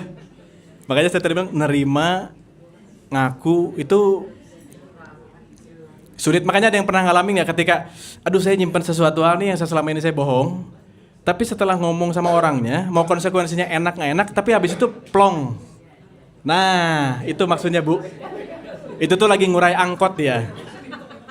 Itu dia lagi ngurai angkot ya, lagi buka jalur lalu lintasnya supaya jalan lagi gitu loh. Ya. Jadi mungkin kurang lebih seperti itu. Ya, gimana Pak? Untuk gampang dapat seperti Mas Dennis ini ada apa meditasi kah? Oke. Kalau ini Oke. kita tahu tapi Oke. hidupnya lagi enggak. Oke. Gini Pak. Mungkin kalau jawab ini saya akan menjawabnya dari yang sedang saya jalankan saat ini. Saya dari 2016 sampai hari ini saya aktif jadi terapis di dunia keenergian. Jadi kalau sesi itu sekitar 1,5 sampai 2 jam, itu yang saya gali itu 2 area Bapak Ibu, area emosi sama area energi gitu. Jadi di sini bersihin IQ, EQ, SQ. Nah EQ-nya dibersihin menuju SQ gitu loh. Emosional yang dibersihin. Gitu ya. Nah, mungkin Pak biasanya kalau sudah mentok banget, memang kadang-kadang kita butuh profesional, Pak. Gitu ya, butuh profesional untuk apa? Untuk mendongkrak dulu di awal, Pak. Nanti selebihnya biasanya dia bisa jalanin sendiri, Pak. Gitu. Jadi kalau kata klien-klien saya, ya mungkin termasuk Mbak Tia. Akselerasi Pak. Sebetulnya dia udah bisa di 1 SMP gitu loh. Cuman kenapa dia stagnan di 3 SD gitu. Nah ketika terapi itu dia langsung naik Pak. Jumping dia langsung 1 SMP. Nah ketika dia di 1 SMP dia bisa menyesuaikan Pak. Sama lingkungannya, sama pola pikirnya, sama pelajarannya. Karena sebetulnya dia mumpuni di sana gitu. Nah yang membuat dia tidak naik dari 3 SD ke 1 SMP, yang tadi Pak, angkot ini, luka ini sendiri gitu loh Pak. Jadi dia berasanya kayak nggak tumbuh hidupnya gitu loh. Makanya usia itu tidak berbanding lurus dengan kesadaran seseorang gitu loh. Seperti itu Pak. Itu mungkin kalau Bapak nanyanya ke saya gitu. Makanya banyak, ada psikolog, ada psikiater, ada hipnoterapis, ada apapun. Ada banyak sekali Pak jenis-jenis profesional itu. Gitu. Nah di saya bersihinnya area emosi dan area energi Pak. Gitu. Dan nggak sedikit, mohon maaf nih Pak, yang memang datang dalam kondisi bingung gitu loh Pak. Tapi setelah sesi itu ketemu dirinya, dia jadi mawas Pak, dia jadi tahu kontrolnya gimana caranya gitu loh. Seperti itu Pak, kurang lebih. Sesinya itu kayak psikolog tanya jawab atau? Saya nanti menggali sama ada yang tanpa kata-kata Pak, kurang lebih 15 menit, 10-15 menit itu pakai energi, full pakai energi, tanpa kata-kata sama sekali. Pada saat menggali, saya menggali bawah sadar, pada saat masuk ranah energi, itu saya pakainya pikiran tidak sadar Pak. Jadi kalau 3 kesadaran di tubuh manusia, ada pikiran sadar, bawah sadar, tidak sadar. Pikiran sadar itu pertama kita melihat, kita mendengarkan itu lewat pikiran sadar dulu Pak. Bawah sadar ini nyimpan memorinya, nah tidak sadar ini nyimpan energinya Pak. Nah saya bersihinnya area yang bawah sadar sama tidak sadar. Emosi dan energinya gitu. Makanya orang, bukan saya yang bilang Pak ya, klien-klien saya, akselerasi bahasanya kayak gitulah. Tek gitu langsung kayak jumping gitu Pak. Begitu Pak kurang lebih. Sama-sama. Oke. Ini kliennya bukan? Iya, klien. Klien yang lumayan terakhir. Kang Denis, pertanyaannya adalah kalau misalnya orang udah bersih-bersih, kemudian dia kan akan masuk ke realita yang baru lah gitu. Tapi misalnya didatangkan lagi dengan kondisi yang misalnya akhir tadi dibilang adalah oh itu udah filter gitu. Tapi habis itu pada saat gini, bagaimana kita cara taunya itu udah filter semesta atau misalnya pada saat oh ini sesuatu baru yang harus saya bersih-bersihin lagi nih gitu. Karena kan nggak mau pada akhirnya kita nyalahin eksternal kan. Iya betul. Tapi gimana caranya tahu oke, ini eksternal yang sebenarnya ya udah gitu biarin lewat atau ini internal yang harus saya bersihin level lanjut gitu istilahnya. Oke, bagus pertanyaannya, makasih. Ini kayaknya bagus pertanyaan. Udah naik kelas. Sukses. Oke, kalau pertanyaannya gimana, kita membedakan ya. Iya. Yang pertama Mbak, kalau setelah sesi atau setelah bersih-bersih lah kita bilang, dengan kejadian yang sama, respon kita seperti apa? Itu. Contoh nih. Terkoyak gimana kalau terkoyak? Contoh ya, dulu lihat kayak gini Mbak, nih di samping gini nih mau jatuh nih, itu bisa cranky tuh. Tuh kayak, aduh tuh mau jatuh tuh dikit lagi tuh. Cranky ya. Ada orang yang lewat, minta tolong geserin dong itu takut mau jatuh, orangnya lewat, terus dia makin marah. Karena orangnya nggak mau benerin. Lalu ketika dia cranky, dia benerin. Nah setelah sesi kurang lebih, lihat yang ginian tuh jadi biasa Mbak. Jadi ya udah aja tinggal saya benerin. Tapi nggak reaktif gitu loh. Nggak reaktif gitu. Nah jadi langkah pertama yang dicek adalah setelah sesi itu biasanya setelah orang bersih-bersih maksudnya ya, itu respon. Dengan kondisi yang sama, respon yang berbeda. Berarti datanya udah beda Mbak. Dan biasanya kenapa itu dihadirkan lagi, itu tuh buat benchmark, buat tuning gitu loh. Ini, oh iya ya, dulu saya marah sama dia, tapi pas ketemu lagi saya biasa. Berarti angkotnya udah jalan, angkutan umumnya, lalu lintasnya udah jalan. Gitu loh. Makanya respon dia beda. Nah dulu kenapa reaktif? Ya karena dia masih nyimpen. Apa yang dia simpan? Satu, dendam. Selesai. Makanya ada balas dendam. Dibalasin lagi gitu loh. Kalau masih ada nyimpan dendam. Jangan Bu. Boleh-boleh aja sih Bu. Gitu. Jelas ya. Dan biasanya indikatornya adalah saya ketemu apa lagi dan ini harus diberesin atau enggak. Indikatornya adalah di level perasaan. Kalau ini memang membuat energi saya bocor, ini membuat energi saya habis, membuat saya nggak nyaman, artinya harus diberesin lagi. Gitu loh. Dapat ya? Oke. Oke, ada lagi Ibu dan Bapak? Mungkin mau lebih memperdalam lagi? Ini tuh, ya silakan Pak. Terima kasih Pak Abu. Ini saya agak bingung sedikit, bukan bingung. Dengan demikian bagaimana kira-kira kita membekali seorang anak nih baru-baru tadi, ya kan? Ya, supaya tidak terjadi itu tadi, depannya dia menyalahkan orang lain selalu. Oke. Ya. Kita kan membekali anak itu kan ada acuannya, apakah dengan ya kalau sekarang lah itu dari agama-agama apapun mengajarkan mulai dari Buddha, Hindu, dan ini betul. Selain budi pekerti juga ada kehubungannya ke atas gitu kan. Betul. Budi pekertinya itu yang kita ambil. Betul. Oke kan? Kita kan selalu bagaimana berbuat baik, bagaimana menghormati orang tua. Betul. Bagaimana challenge terhadap keadaan. Ya kan? Nah, itu tadi kalau di ini kan kalau itu kemudian kita berikan ternyata salah. Itu itu yang saya bingung gimana kita memberikan ajaran-ajaran itu kepada bekal kepada seorang, kan awalnya kan dari orang tua dulu gitu. Betul. Ya kan? Nah, bagaimana menurut pendapat Pak ini membekali supaya apa kosong apa ini apa itu. Nah, ini jadi itu tadi yang jadi. Oke. Kita taunya kan dari agama atau dari agama Buddha pun orang harus berbaik, tidak boleh ini ke orang tua misalkan, apa bisa kita berikan gitu. Tidak boleh kita harus jujur kan selalu kan begitu. Iya kan? Ya.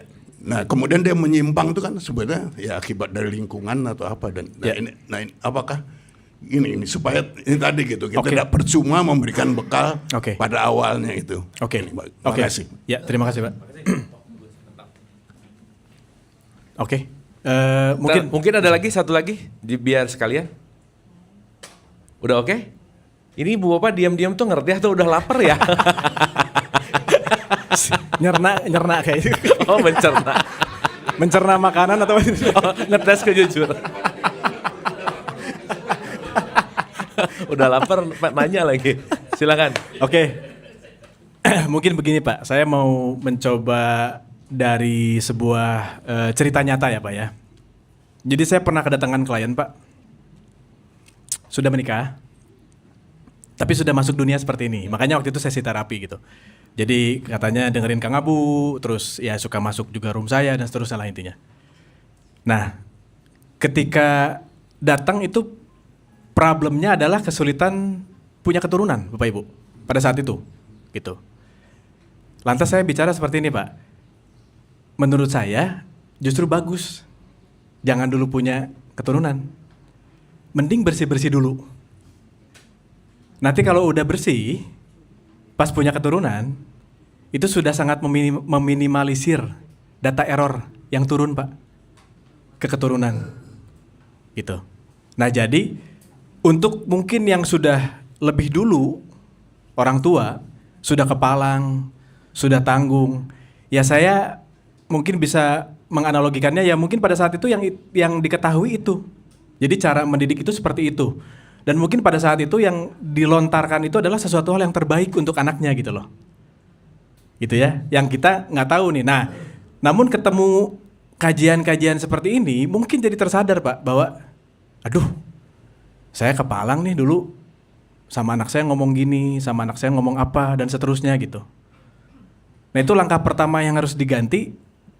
Data itu bukan anaknya dulu. Orang tuanya dulu, Pak.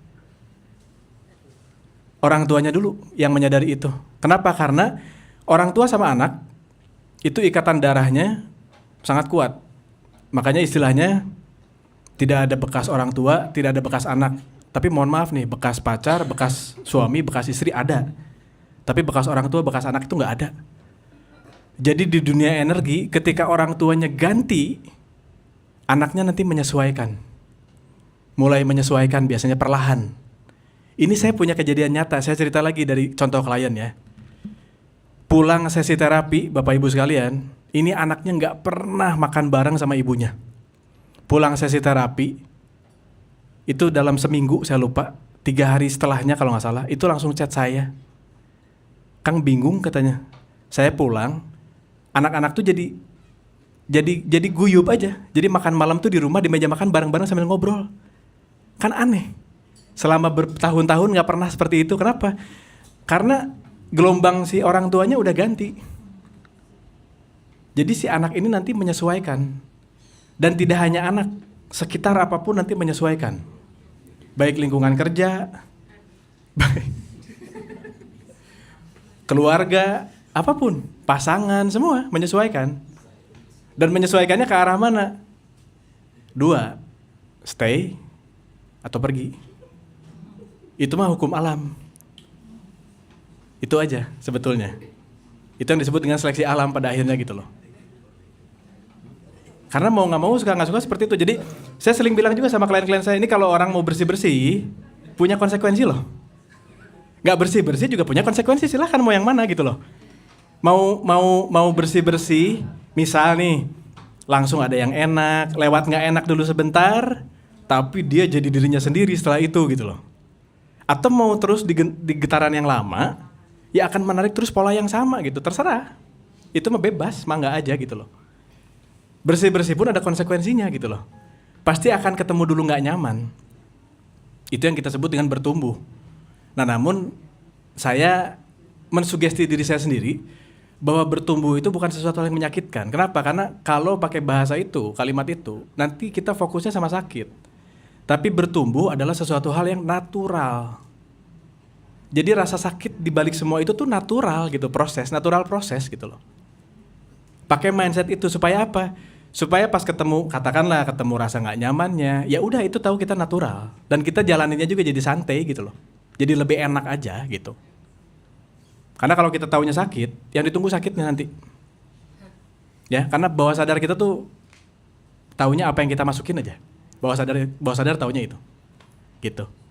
Jadi kurang lebih mungkin seperti itu. Jadi ketika yang seperti apa, ya mungkin tambahannya adalah juga yang tidak berlebihan sih. Yang tidak berlebihan. Karena sedikit nih terlintas, jadi saya baru mengingat kemarin momen wisuda anak saya. Anak saya mau 5 tahun sekarang. Kemarin baru selesai wisuda playgroup. Ya. Gaya ya, sekarang playgroup wisuda ya. Oh, wisuda. Bahasanya wisuda sekarang. Selebrasi sebenarnya. Bener. Pakai ini gitu kan. Zaman saya nggak ada Bapak Ibu. Zaman saya kayaknya nggak ada kayak gini nih. Nggak ada Bu. Zaman saya nggak ada. Makanya pas anak saya di atas pakai dikesampingin gitu ya. Pas pada saat itu si sekolahnya nunjuknya saya untuk kasih bukan kesaksian ya, pengalaman orang tua. Jadi perwakilan orang tua saya ditunjuk tuh waktu itu. Ya udah saya bicaralah di depan pada saat itu. Satu Bu yang saya simpulkan dari semua, selama anak saya belajar itu justru saya jadi banyak belajar lewat anak saya. Saya banyak berkontemplasi lewat anak saya. Karena ini nih yang menurut saya bagus banget di awalnya nih, framing di awal nih dari pihak sekolahnya. Ibu bapak, anaknya udah masuk ke sini, tolong ibu bapaknya menyesuaikan di rumah seperti apa. Bukan hanya di sekolah. Artinya apa Bu? Ketika menyesuaikan di rumah seperti apa, satu yang harus disesuaikan Bu, ego kita sebagai orang tua, itu. Karena kadang-kadang apa? Ego kita kelewatan. Di sekolah ngajarinnya proses natural, nyampe rumah egonya ketinggian, naturalnya hilang lagi gitu loh. Bentrok si anak bingung. Ini yang harus ikutin yang mana? Satu sisi ini orang tua, satu sisi ini saya sekolah. Satu sisi katanya saya harus nurut sama orang tua. Nah, campur tuh. Nah, makanya ketika pihak sekolah bilang sama saya, sama istri saya gitu sebagai orang tuanya, tolong orang tuanya menyesuaikan. Kalau bisa menyesuaikan, itu dalam buat saya, jelek itu saya ketika dapat itu. Oh, artinya saya harus ngontrol ego, selesai di situ. Mungkin begitu, Pak. Terima kasih. Oke. Silakan, Pak. Enggak, maksudnya enggak. Ini mencoba jujur juga. Kayaknya udah mulai beda, Bapak udah mulai kebuka. Udah mulai. Dari sisi Mas Dennis kan kasarnya sudah di level setinggi inilah ya. Artinya di titik Anda ini hasilnya atau perasaannya itu apa? Apakah nggak ada lagi apa sedih, susah, stres atau apa, atau artinya gini, ibaratnya kalau ini kita mau ke Surabaya, oh ada rujak cingur, oh suka. Tapi kalau saya sukanya pempek kan saya nggak mau ke Surabaya, mending saya ke betul. Palembang kan gitu. Betul, Nah, betul. di level Mas Dennis ini apa rasanya gitu? Baik. Terima kasih. Oke, sama-sama. Ini pertanyaannya udah naik level ini. Ya. Dia nggak stres kalau lagi ngomong, Pak. Kalau pulang stres juga. Oke, mungkin begini. Saya belajar, Pak. Sampai hari ini saya masih belajar, Pak. Terus belajar. Dan menurut saya ketika orang ada di semesta raya ini, ya dia akan terus belajar sampai dia tiada, Pak. Gitu. Nah, namun kan di sini keberuntungannya, lucknya itu didapatnya di kapan gitu. Karena bisa jadi di kehidupan yang sekarang tanda petik tidak dapat kesadaran, ya udah. Ketika nanti dia tidak ada, dia hidup lagi. Itu dia nanti dapat pelajarannya di kehidupan berikutnya. Itu pun kalau belum kejeduk tuh. Kalau memahami kalau dia kejeduk maksudnya. Kalau dia mentok gitu. Tapi kalau dia dalam kondisi yang terus masih memaksakan, ya udah. Nanti begitu lagi, begitu lagi, begitu lagi. Makanya ada yang disebut dengan reinkarnasi, Pak ya. Nah, saya sampai hari ini masih terus belajar, Pak. Yang saya rasakan secara pribadi, Pak, ini kondisi-kondisi ini dulu dan sekarang misalnya itu ada, Pak. Tapi yang membedakan adalah how to response-nya, Pak. Gimana saya ngeresponnya? Gimana saya menyikapinya gitu loh. Sama kayak gini, Pak. Kalau Bapak beli makanan di plastik, kalau Bapak udah punya mangkoknya, pasti tahu dia akan dikemanain. Nah, seperti itu, Pak. Nah, dulu mungkin ketika makanannya bisa dibeli, Pak, tapi saya nggak punya alasnya, Pak. Saya nggak punya mangkoknya. Bingung, Pak. Seperti itu. Nah, jadi si makanan ini mah akan selalu ada, Pak. Cuman cara kita ngerespon, pakai tools yang mana, itu yang membedakannya, Pak. Kurang lebih seperti itu. Nah, mungkin sedikit lagi pandangan, untuk tools itu didapat, ya startnya balik, Pak. Dari mulai jujur dulu, semuanya. Karena nanti ketika kita jujur, kita makin kosong, Pak. Kita tuh jadi tahu apa yang kita butuhkan sebetulnya, Pak. Jadi ibarat kata, senjata kita tuh mulai muncul, Pak. Yang aslinya apa gitu. Jadi ketika misalkan contoh ketemunya musuh apa, senjata apa yang dipakai. Nah, kurang lebih seperti itu. Begitu, Pak. Oke, sama-sama. Thank you, terima kasih. Tepuk tangan buat semua penanya, bagus banget pertanyaan-pertanyaannya. Oke, ada satu terakhir mungkin Ibu dan Bapak, siapa tahu ada yang mau dielaborasi lagi satu pertanyaan terakhir. Kayaknya lagi pada ngerasain, Bapak. Ya, Ibu, ya. The understanding of the understanding of membersihkan diri, apakah itu dengan memaafkan, ikhlas, takwa yang seperti selalu diajarkan oleh Kang Abu? Oh, ini pertanyaannya bagus lagi. Oke. Gimana cara membersihkan energi secara praktikal gitu kali pertanyaannya. Oke. Nah, biar pulang dari sini tuh kan ini rada ngawang ya, energi apa gitu, rada nggak jelas gitu. Terus ini pulang tuh ngapain gitu ya. Oke. Begini, Bu. Mungkin kalau saya nangkapnya sih gini, apakah dengan memaafkan bisa membersihkan energi gitu ya, Bu ya? Oke. Kalau di dunia saya sih, Bu, kalau di dunia saya ya, saya pernah jadi orang yang mencoba ikhlas, saya pernah jadi orang yang mencoba memaafkan, tapi ternyata hanya pura-pura, Bu. Hatinya nggak jujur, Pak. Hatinya enggak gitu loh, Bu. Nggak jujur gitu. Nah, jadi nggak usah dimaafin. enggak juga. Mungkin kalau kajiannya Kang Abu, pemahaman tentang memaafkan dan seterusnya, itu mungkin level lanjutannya, Bu. Rangkaiannya gitu ya. Nah, kalau di dunia keenergian di saya, Bu, sepengalaman gitu. Justru memaafkan, ikhlas, itu nanti, Bu, munculnya natural ketika kita setelah bersih-bersih, Bu. Di belakang, Bu. Datang sendiri, Bu. Karena apa? Kebanyakannya ya maaf ya, ketika lagi nggak enak, udah kamu syukur aja. Bersyukurnya sesaat paling, Bu. Syukurnya masuk, perasaan nggak enaknya, emosi negatifnya masuk juga, Bu. Simpen di sini nih di pikiran tidak sadar. Nah, makanya kalau di saya di pengalaman, kalau udah bersih-bersih, mengakui, ya dari mulai menerima, rilis, apapun itu tentang ikhlas dan memaafkan itu ringan Bu, natural aja, muncul gitu aja. Karena udah nggak ada hambatannya Bu. Karena selama ini yang saya tahu, memaafkan sama ikhlas itu disuruh Bu. Disuruh, seringnya. Udah kamu ikhlas aja, udah kamu maafin aja. Udah gitu, mohon maaf biasanya dipasang di status Bu. Berarti kan nunggu validasi orang Bu. Wah kamu hebat ya, udah maafin. Pas diisi validasi orang, yang keisi apa? Ego Bu. Mohon maaf nih. Itu sering terjadi kan sekarang. Dipasang di status gitu. Oh iya, dia hanya butuh orang yang komen bahwa kamu hebat udah bisa maafin. Tapi yang keisi gak sadar egonya. Bukan maafinnya, bukan loh. Egonya yang keisi. Dan percaya, dia pasti akan mengulang kegiatan yang sama. Dapat ya Bu ya? Terima kasih. Oke, thank you. Kita tepuk tangan buat semuanya. Kalau tidak ada pertanyaan, saya tutup closing statement boleh Ibu dan Bapak? Dikit ya, kita summarize apa yang kita bahas hari ini gitu. Oke, biar ada kerja dikit gitu Ibu Bapak ya. Kalau kita kaitkan dengan pembahasan-pembahasan kita tahu kalau dalam perspektif Islam itu Tuhan itu disebut Allah. Betul Bu Pak?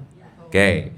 Di surat 24 ayat 35 itu dikatakan dia adalah cahaya. Jadi dia ini adalah sumber hidup yang disebut energi. Maka dia memiliki kecerdasan. Allah yang berbicara dalam kecerdasan nanti namanya jadi Rob. Rob itu disebut hukum semesta atau disebut sebagai yang namanya hukum sunatullah. Berarti mau nggak mau, suka nggak suka, kita ini lagi datang kepada sebuah sistem besar yang disebut dengan yang namanya hukum sunatullah. Itulah yang kita ulang-ulang, yang kita sering sebut inilah yang disebut dengan yang namanya realitas gitu. Nah, yang menarik Ibu dan Bapak, yang menarik adalah, ini berkaitan sama pertanyaan nomor 1. Kalau dalam perspektif Islam di surat 32 ayat 9, aku meniupkan ruh. Betul Bu Pak? Berarti percikannya dalam tanda petik Allah ada di dalam kita semua nggak? Berarti kita semua diberikan sama Allah yang namanya potensi. Apa Bu Pak? Potensi ini namanya takdir. Pertanyaannya, semua orang menggunakan potensi ini dengan baik atau tidak? Belum tentu, itu namanya nasib gitu. Maka kita semua ini adalah makhluk potensi. Kita dikasih potensi sama Tuhan, kita dikasih semua konteks yang namanya bahan baku potensi, tergantung kita mau menggunakan potensi ini ke arah mana, itu adalah pilihan gitu. Nah maka, ya sorry to say, kan saya selalu ulang-ulang, Ibu Bapak dalam hidup ada ujian nggak? Ada. Yang ngasih ujian siapa?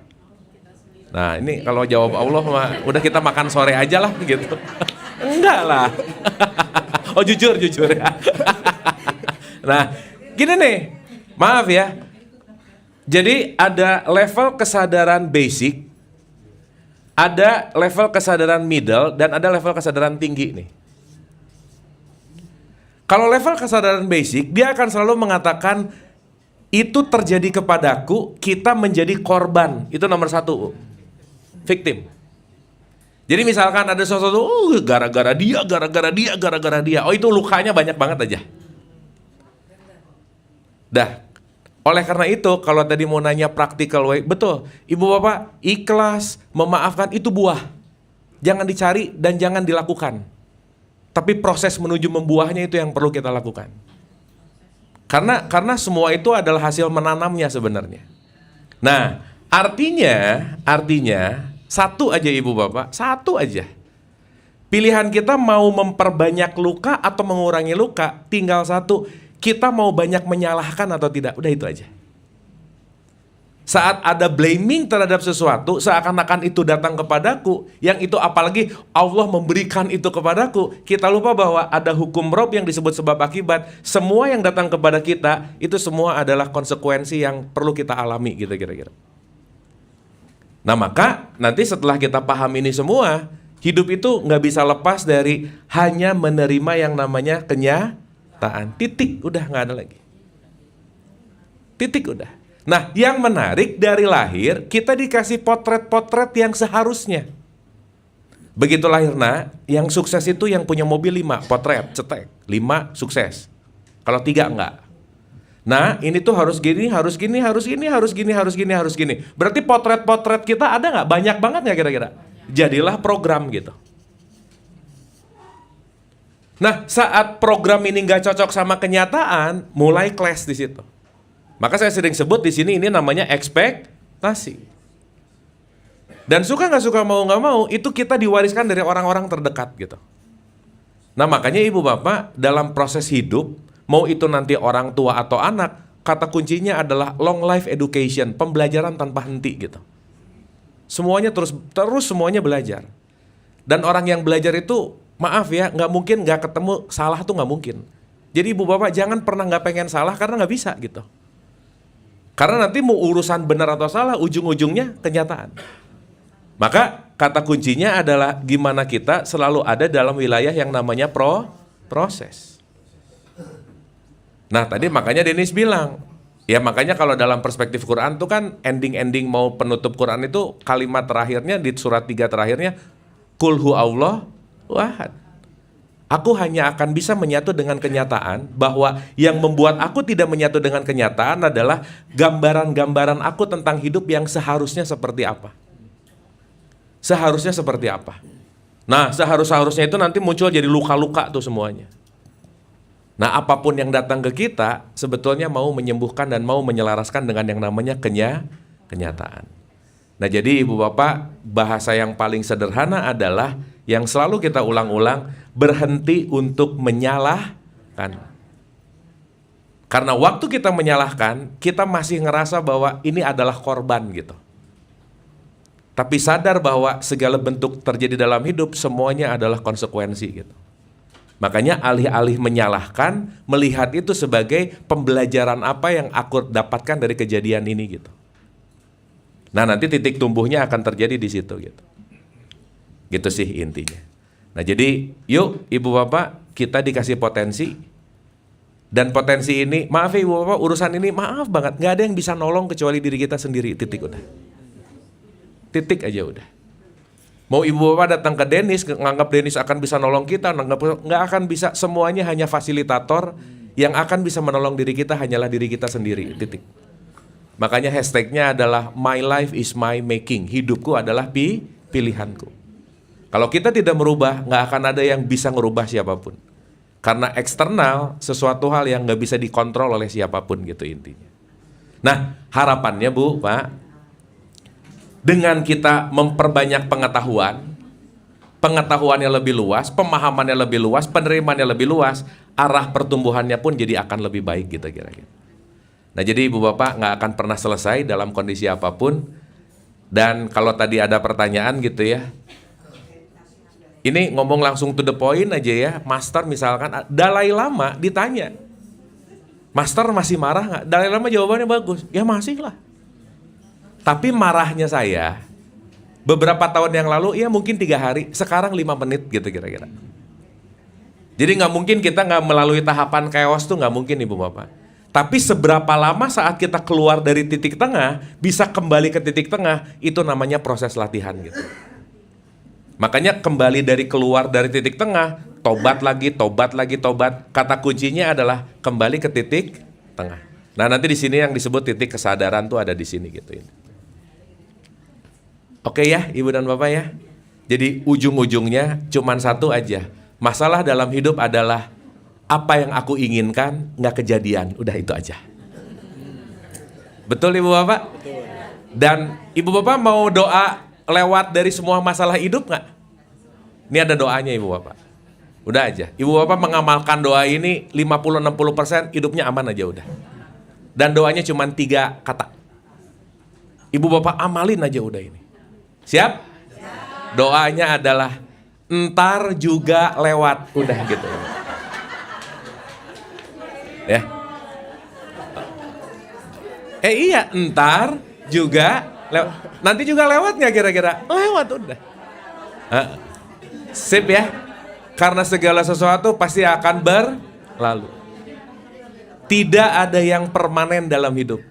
Maka jangan nyari ideal, jangan jadi perfeksionis, jangan memegang di satu kubu karena kenapa? Semuanya pasti dinamis. Jangan lupa ntar juga lewat. Udah gitu.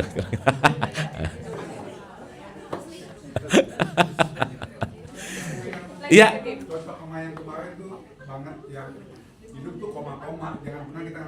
Betul. Jadi kalau sekarang Ibu Bapak maaf ya, terlalu cepat menyimpulkan sesuatu, kita tuh lupa. Ini saya mau ngambil dari kosmik ya Ibu Bapak, ini supaya kita luas. Kalau kita ditarik ke 10 ya 1000 tahun cahaya, ya gampangannya gini lah. Kalau alam semesta segede kertas ini, bumi itu segede ini Ibu Bapak. Observable universe sekarang baru 4%, 99,99999% itu ruang kosong. Sekarang saya tanya, kalau semesta raya segede kertas ini, bumi segede gini, Pondok Indah segede apa? Udah biasa aja lah gitu kira-kira. Betul nggak Bu, Pak? Iya. Nah, dengan pemahaman ini, seumur hidup kita belajar, kita makan semua buku, jurnal Scopus sedunia, buku library segimanapun, pengetahuan kita tentang ini tuh kecil banget Ibu Bapak. You know nothing. Betul nggak Bu, Pak? Makanya sebanyak-banyak yang kita tahu, lebih banyak yang kita tidak tahu. Makanya tetaplah mencari tahu dan kurangi menjadi orang yang sok tahu, itu yang terakhir ya. Ya. Nah, oke. Tapi Ibu Bapak saya ulang-ulang nih ya. Kita punya jiwa nggak Bu, Pak? Ada dong. Jiwa kita itu semuanya simpanan memori nggak kira-kira? Iya, luka-luka ada di dalam jiwa kita. Dan Ibu Bapak perlu saya ulang-ulang, sifat jiwa kita nomor 1, tukang ngerekam nge-capture. Yang kedua, tukang ngarang, udah gitu aja. Ngarang-ngarang itu datang dari mana? Capturean yang dia punya gitu.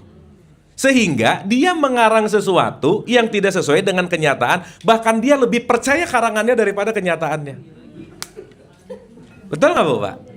Akhirnya cepat mengambil kesimpulan. Nah jadi Ibu Bapak kalau dalam perspektif Islam kenapa disebut kun fayakun? Artinya apa? Terjadi dan terjadi terus. Kadang tuh kita lupa kalau hidup itu fakultatif. Contoh, misal nih ya, aduh aku tuh hidupnya gagal, kenapa? Karena aku bercerai. Jangan lupa yang gagal itu urusan rumah tangga, tapi di karirnya nggak gagal.